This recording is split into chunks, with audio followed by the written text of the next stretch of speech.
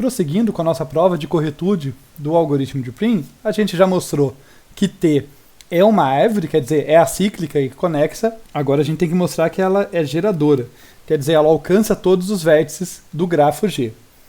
Vamos lembrar como que o algoritmo de Prim funciona. O algoritmo de Prim é incansável, ele começa de um único vértice e em cada iteração ele pega a aresta de menor custo, que atravessa a fronteira, né, ele escolhe ali, então, trazer para dentro do conjunto X, que é o conjunto dos vértices conectados, o extremo dessa aresta que estava fora do X, e assim ele cresce a árvore que ele está construindo. Então, se ele conseguir continuar, em cada iteração ele conseguir buscar um novo vértice, achar uma nova aresta e por isso alcançar um novo vértice e assim por diante, ele vai acabar alcançando todos os vértices de G.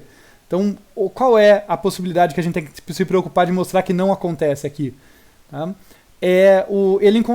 Basicamente ele encontrar um corte vazio. Tá? Num determinado momento, você olhar para o corte X, V menos X, né, essa separação, para o X corrente, lá para o X de uma certa iteração, e não ter nenhuma aresta atravessando aquele corte. Tá? A gente vai mostrar que isso não acontece. Basicamente é isso. A gente vai mostrar que para todo corte que o nosso algoritmo possa considerar, todo corte que tem lá os vértices conectados, já conectados pela árvore de um lado, os vértices em X, e os demais do outro, vai ter pelo menos uma aresta atravessando. Então o algoritmo nunca vai parar e falar, opa, não consigo continuar porque não está conexo. Partindo do princípio que o grafo no qual eu estou operando é conexo, tá? Lembrando disso.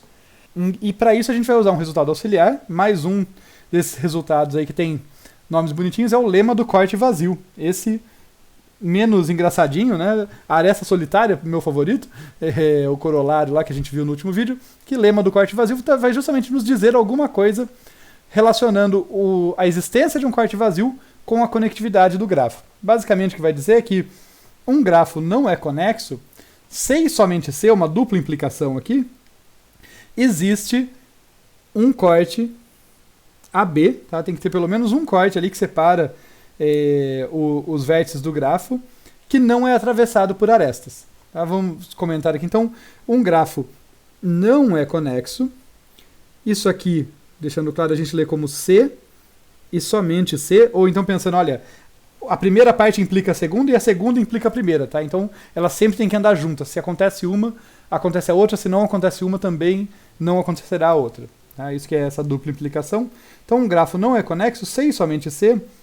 Existe um certo corte AB, existe um AB ali, que não é atravessado por arestas. Para ficar mais simples, eu vou falar simplesmente que o corte não tem arestas, é um corte sem arestas. Tá? Quando eu falo sem arestas, é sem arestas na fronteira, atravessando ele. Pode ter arestas dentro do conjunto ali, de um dos conjuntos do corte dentro do outro, eu quero dizer sem arestas na fronteira. Tá bom? Como é um C e somente C, a gente tem que provar a ida e a volta. A gente vai começar provando a volta, tá? Que ela é mais direta. Então vamos lá, olha. Supondo que existe tal corte. Então, lembrando que, olha, provar a ida e volta é um C e somente C. Eu estou dizendo, olha, um grafo não é conexo. C e somente C, uma dupla implicação, existe um corte AB sem arestas. A volta, eu vou partir do princípio que a segunda parte é verdadeira, existe um corte AB sem arestas, e vou provar que a primeira parte é verdadeira, que o grafo não é conexo. Tá bom? Então vamos lá. Supondo que existe um certo corte AB sem arestas, o que a gente vai fazer? A gente está dizendo, então, que se é essa situação, vou fazer um desenho aqui para nos ajudar, a gente está dizendo que existe aqui uma situação em que eu consigo dividir todos os conjuntos os vértices do grafo em dois conjuntos. Tá? Nenhum dos dois é vazio, senão não teria um corte, tá? Os dois têm que ter pelo menos um vértice lá dentro. E não tem arestas atravessando aqui. Tá? Nenhuma aresta passa ali.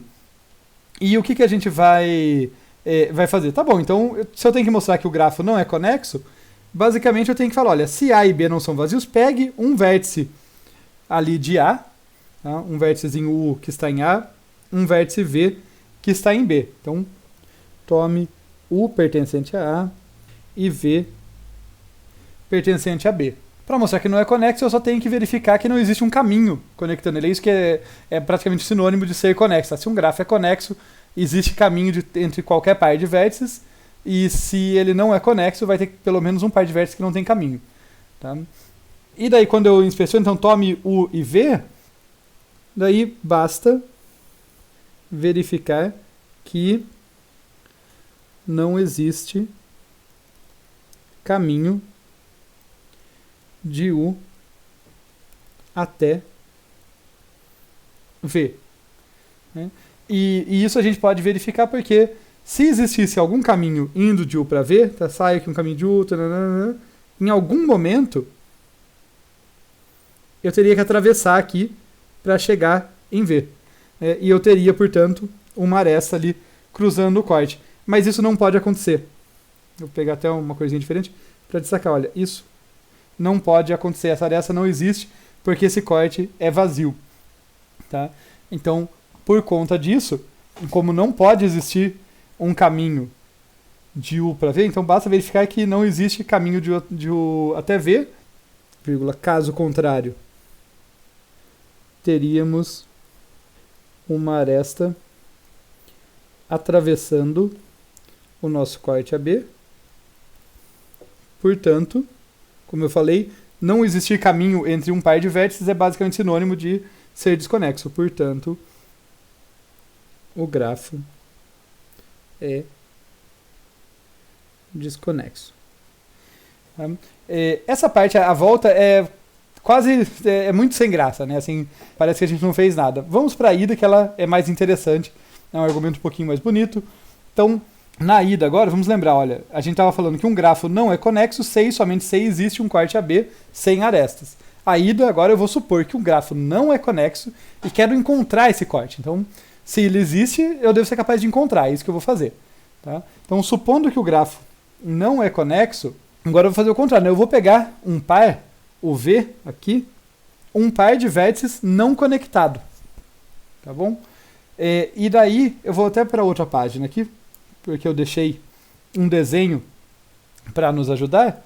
Confesso a gafe aqui, era para ter deixado o espaço para o desenho, esse aqui que era só um desenho guia para mim, mas vamos usar ele, vai servir. A ideia aqui é que eu saio do meu vértice U e começo a procurar caminhos. Tá? Eu vou rabiscar por cima só para dar ideia. Olha, eu estou procurando todos os caminhos possíveis, fazendo uma busca em largura, por exemplo, para imaginar, a partir desse vértice U. E vou alcançando todo mundo que eu conseguir alcançar. Vou fazendo essa busca, alcançando todo mundo que eu conseguir. O que acontece?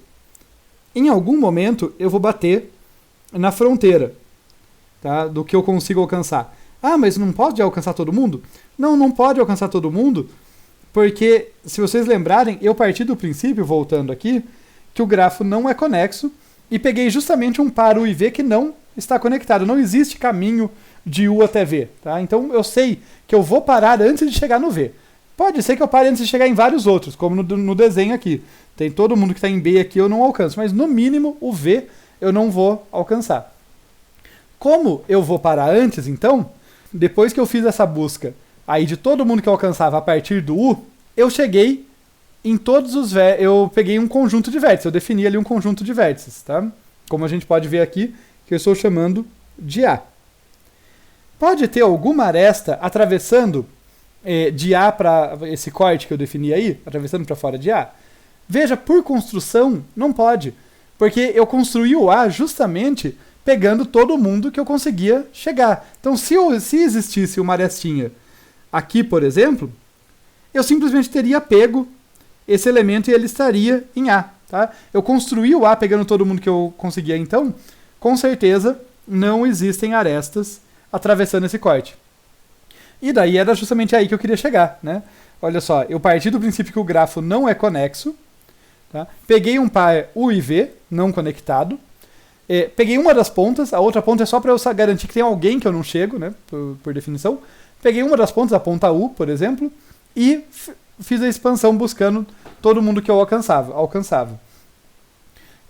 Uma vez que eu não conseguisse mais expandir, não conseguisse mais alcançar ninguém, eu defini o meu conjunto A, todos os vértices que sobraram estão em B, e assim eu encontrei um corte que não é atravessado por nenhuma aresta. Tá? Vamos escrever aqui só para formalizar essas ideias. Seja A o conjunto de todos os vértices alcançados. Pode ser alcançados ou alcançáveis, né? Mas vamos dizer alcançados. Vamos dizer que eu realmente rodei o algoritmo e busquei lá, né? Só para pensar. Alcançados a partir de V. Seja B igual a V menos A. Note que o U pertence a B, com certeza, porque ele não podia ser alcançado. U pertence a B, a justificativa, porque não existe caminho entre U e V. Então, ele não tem como, saindo de V, eu alcançar o vértice U, já que não existe caminho. Assim, por construção, AB é um corte. Note o que eu quero dizer com ele é um corte. Aquela regra que eu falei lá no início para vocês, né? Olha, todos os vértices estão ou em A ou em B. E lá eu acho que eu esqueci de falar isso, e nenhuma das partes é vazia, né? Uma das partes tem pelo menos o U, a outra parte tem pelo menos o V, então elas não são vazias. E todos os vértices estão em uma e apenas uma parte. Então, por construção, A e B é um corte. Além disso, como eu expandi a partir do V ali tudo que eu alcançava, começando em V, né? O A contém tudo que eu alcançava, é um corte sem arestas cruzando sua fronteira. Provamos o que a gente queria, e daí qual é a nossa conclusão, tá? Por que isso aqui é interessante pra gente? Isso é interessante porque a gente acabou de mostrar que a única possibilidade de existir um corte vazio num grafo, num grafo é se ele for desconexo. Por hipótese, a gente está supondo que a gente já está supondo que a nossa entrada do grafo não é vazia. Perdão, que a nossa entrada do problema ali para gerar o nosso grafo de entrada é conexo. A gente está supondo que ele é conexo.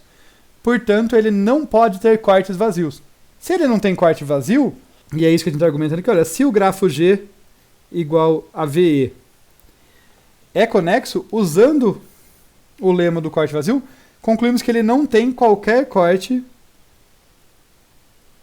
AB sem arestas. Portanto, o algoritmo nunca vai parar no meio de uma iteração, tá? por falta de arestas atravessando o tradicional corte x, v menos x, seja qual for o conjunto de vértices x daquela iteração. Tá? Nunca vai acontecer. Sempre que ele tiver um conjuntinho de vértices x que ele conectou e uma galerinha que ele ainda não conectou, isso é um corte válido, é um corte possível, e a gente acabou de mostrar que nenhum corte é vazio se o grafo é conexo. Então sempre vai ter pelo menos uma aresta atravessando, e se tem pelo menos uma, o algoritmo vai escolher a de menor custo e vai continuar iterando. Então ele não para no meio, ele não para até que ele tenha conectado todo mundo, portanto é spanning, que era o que a gente queria. Tá? É sempre bom voltar, né? A gente fez o lema auxiliar, mas o que a gente queria mostrar que T é geradora. Como o algoritmo não para no meio, a gente mostrou que a árvore produzida é sim uma árvore geradora. Para finalizar a demonstração de corretude e a aula, eu vou só comentar aqui que falta mostrar que T tem custo mínimo. A gente já mostrou que é uma árvore, que é geradora, falta mostrar que tem custo mínimo, mas fazer uma argumentação muito simples aqui, não vou estender nessa prova, a gente já mostrou a propriedade do corte, tá? Que ela é central para a gente aqui, né? Então, a propriedade do corte, lembrando vocês, nos diz que a aresta de menor custo que atravessa um corte qualquer sempre vai estar naquela árvore geradora mínima. Tá? Aqui nesse cenário em que todos os custos são diferentes, para simplificar, lembrando. Né? Então, se a gente voltar para o nosso algoritmo, o que ele faz é, em cada iteração, definir um corte e pegar a aresta de menor custo que atravessa esse corte. Tá? Portanto, ele só pega arestas que são a mais barata de um determinado corte. Né? Formalizando aqui, olha, qualquer aresta escolhida pelo algoritmo, ela é a mais barata de um determinado corte x, v menos x. Pela propriedade do corte, né, pela propriedadezinha ali, a gente tem que essa aresta está na árvore geradora mínima. Então, o que eu estou dizendo é basicamente, olha, o nosso algoritmo só pegou arestas que fazem parte da árvore geradora mínima. O que daria para sobrar aqui é pensar assim, mas será que ele pegou todas as necessárias? né, não pode ser pegou a mais, ele só pegou a aresta que a propriedade do corte nos garante que deveria estar na árvore geradora mínima.